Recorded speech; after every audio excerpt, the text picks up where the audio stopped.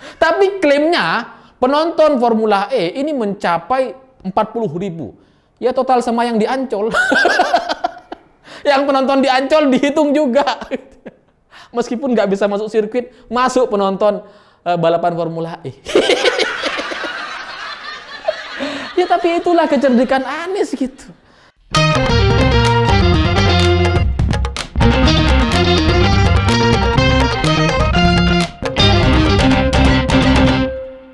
Selamat malam para mantan, selamat malam untuk semua mantan-mantan kalian yang cerdik sekali.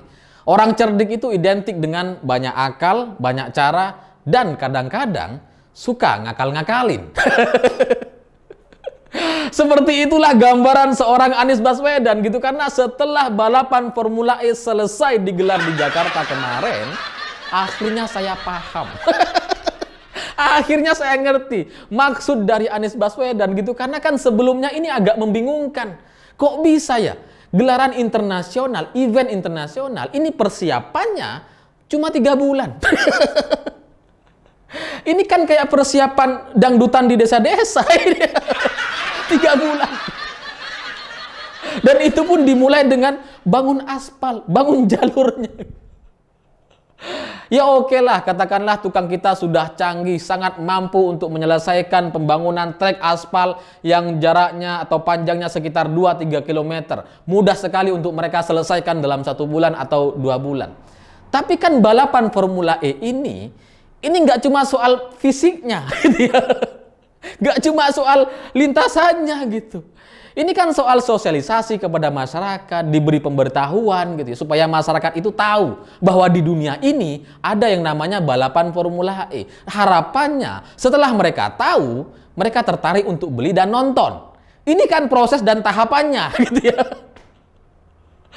Tapi ini kan nggak dilakukan, nggak cukup kalau cuma 3 bulan gitu. Dan nampaknya emang nggak ada. Dan selain itu, pihak panitia ini kan perlu menyiapkan sponsor, berkomunikasi dengan perusahaan, ajukan proposal, meeting gitu ya. Ini kan juga perlu waktu, perlu negosiasi, diskusi yang cukup panjang. Dan ini nampaknya juga nggak dilakukan. Kok bisa ya? Cuma 3 bulan ternyata sukses luar biasa. Ternyata semuanya sudah dikalkulasi, sudah diperhitungkan. Karena sponsornya ada yang dari global dan itu emang udah siap jalan. Dan perangkat-perangkat tribun-tribun yang ada di sirkuit Formula E itu emang udah bawaan dari sana katanya. Udah satu paket sama komitmen fee yang 560 miliar itu. Jadi pihak panitia emang bener-bener cuma bikin aspal. Dan di luar itu gitu ya, Anies Baswedan ini nampaknya sudah berpikir, sudah menghitung gitu, bahwa para penonton Formula E ini itu akan ada, seminim-minimnya akan ribuan orang juga. Dan mereka siapin plan A, plan B kayaknya gitu. Itulah kenapa kalau berita sebelumnya dikatakan pembeli tiket ini mayoritasnya WNA, yang ribuan orang dari warga negara asing. Tapi kalau kita lihat kenyataannya nggak ada WNA-nya. nggak ada bule-bulenya, adalah 1-2 gitu ya. Tapi ini sudah dikalkulasi gitu. Kalau memang tiketnya ini nggak laku, nggak ada orang beli, ya udahlah tim-tim yang tim sponsor atau tim pebalap itu nanti dihitung sebagai penonton. bisa aja gitu. Kan banyak tim mereka gitu kan. Masukin. Dan di luar itu soal Ancol ini juga menarik gitu, karena ternyata untuk wisatawan atau pengunjung Ancol di hari weekend Sabtu dan Minggu itu rata-rata 25.000 orang setiap Sabtu dan Minggu. Makanya kemudian tiket Ancol ini disatukan dengan Formula E. Harapannya gitu ya, supaya orang yang masuk ke Ancol dihitung masuk ke Formula E. Saya pikir awalnya orang yang beli tiket Formula E ini bisa masuk wahana-wahana Ancol, jalan-jalan dari pagi sampai sore, jam 3 bisa masuk ke dalam sirkuit. Saya pikir kayak gitu. Karena dalam bayangan saya membandingkan dengan MotoGP di Mandalika. Ya memang sih ada yang penonton yang gelangnya itu hanya untuk nonton di LCD. Tapi mereka ini bisa masuk ke dalam sirkuitnya karena LCD-nya betul-betul di belakang grandstand. Saya pikir para penonton Formula E ini gitu ya, yang dipaksa beli 250.000 untuk masuk Ancol dan wahana-wahana lainnya, itu saya pikir bisa juga masuk ke dalam sirkuit, tapi ternyata nggak bisa. Karena LCD-nya nggak ada di dalam sirkuit. LCD-nya itu di Ancol, bener-bener di Ancol, nggak bisa sama sekali masuk ke dalam sirkuit.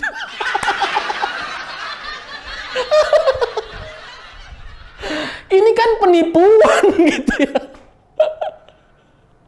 Orang beli tiket Formula E kok nggak bisa masuk sirkuitnya? Lagi mana? Penipuan itu. Dan saya baca komentar orang-orang netizen di akunnya Instagram Anies Baswedan, banyak yang marah-marah gitu. Ngomel-ngomel. Ini udah beli tiket Formula E ternyata nggak bisa masuk sirkuit. Kasihan gitu. Dan di berita-berita yang lain, ini kan skenarionya itu sangat terstruktur dan cerdik sekali gitu. Kalau nggak mau dibilang licik gitu ya. Karena kan orang-orang yang mau masuk ke dalam Ancol ini di hari H itu tidak diperbolehkan hanya masuk ke dalam wahana Ancol, tapi juga diharuskan beli tiket Formula E. Kalau mau masuk ke dalam Ancol, itu tiketnya harus beli H-1 gitu, 1 hari sebelumnya. Jadi yang bisa masuk Ancol kemarin itu yang pegang tiket, atau kalau nggak pegang tiket, ya beli yang tiket Formula E. Yang 250.000 tapi nggak bisa masuk sirkuit. Cuma dikasih LCD di Ancol. Ini saya baca beberapa cerita di media gitu ya. Jadi orang-orang ternyata banyak yang nggak tahu soal Formula E. Orang-orang Jakarta sendiri ternyata banyak yang nggak tahu. Ya gimana? Persiapannya cuma 3 bulan gitu. Wajar kalau banyak yang nggak tahu gitu. Dan mereka ini ya otomatis datang aja ke Ancol seperti biasa, pengen liburan, pengen jalan-jalan di pantai gitu ya. Tapi setelah masuk ke depan loket, itu ditutup, nggak boleh, dan hanya menerima, pihak Ancol ini menerima tiket Formula E aja. Jadi kalau mau maksa beli, ya beli yang 250.000. Nah, sebagian orang, ya terpaksa beli dong, gitu ya. Kan ada yang dari jauh, dari Jakarta Selatan, misalkan dari Banten, dari Bekasi, dari Bandung, atau dari Bogor, misalkan pengen jalan-jalan ke Ancol. Karena kan udah jauh gitu ya. Ya emang lah, udah depan Ancol, nggak bisa masuk. Ya otomatis beli, terpaksa beli. Tapi sebagian mereka yang beli ini, kalau kita bilang ini tiket Formula E, bayangan kita itu kan masuk ke dalam sirkuit. Nah ternyata enggak gitu. Mereka masuk ke Ancol dikasih LCD. Ini kan ketipu 2 kali gitu. Udahlah dia beli tiket mahal, masuk ke dalam Ancol ternyata cuma dapat LCD. Ini kan tega gitu, raja tega ini. Kalau saya jadi panitia, kalau saya jadi pihak Ancol, itu pasti saya jelaskan satu persatu gitu, bahwa ini tiket Formula E memang, tapi Anda nggak bisa masuk sirkuit. Ini cuma masuk Ancol, nanti dikasih LCD. Ini kan harus dijelasin gitu. Nah ini nggak dijelaskan. Itulah kenapa beberapa orang setelah masuk kecewa. Banyak orang yang pengen masuk ke sirkuit ditolak. Karena nggak bisa, ini tiket bukan masuk sirkuit. Loh, katanya tiket Formula E. Kok nggak bisa masuk sirkuit, gimana ceritanya? Ini raja tega sekali Pemprov DKI ini gitu ya. Udahlah, nipu dan nyusahin banyak orang gitu ya. Cuma demi ambisi dan tujuan-tujuan pribadi gitu. Dan saya maklum sih sebenarnya kenapa banyak orang yang nggak tahu Formula E gitu. Karena secara kasta balapan, ini emang bukan balapan yang familiar di kita gitu. Ya kemarin mungkin kita bisa nonton balapan Formula E di TV gitu. Di MNC, di RCTI, di Metro, di TV One. Bisa kita lihat, bisa kita tonton gitu. Tapi kan ini bukan hak sia dan ini bukan sesuatu yang bisa kita tonton dalam periode tertentu gitu. Berbeda misalkan dengan MotoGP. MotoGP itu meskipun mau tandingnya di Amerika, Malaysia, Thailand, Australia, Eropa sekalipun gitu ya. Ya kita semua masyarakat Indonesia ini bisa nonton.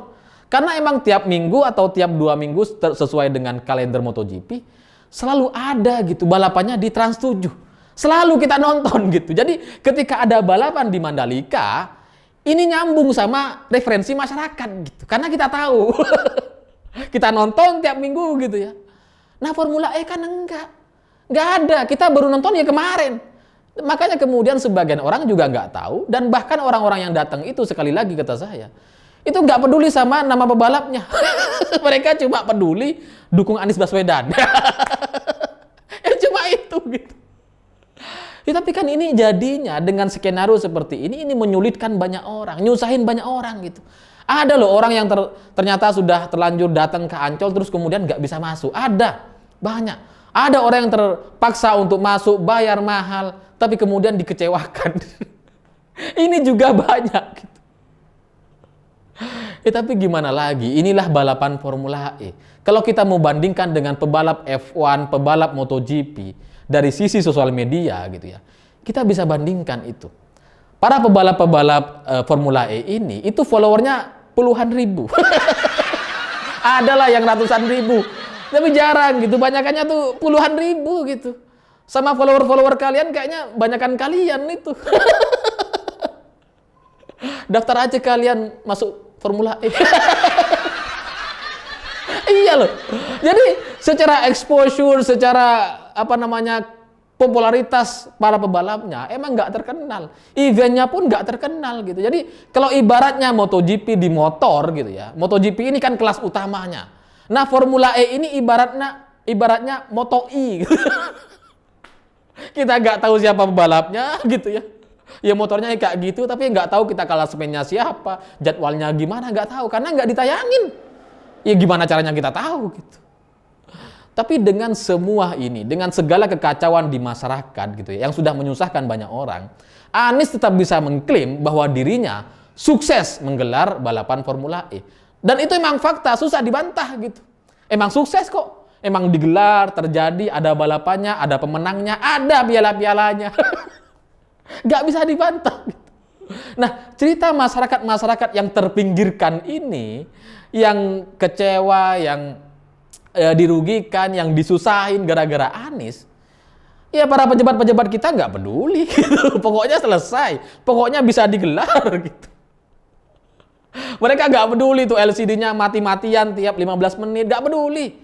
Biarin aja. Siapa suruh beli yang 250.000?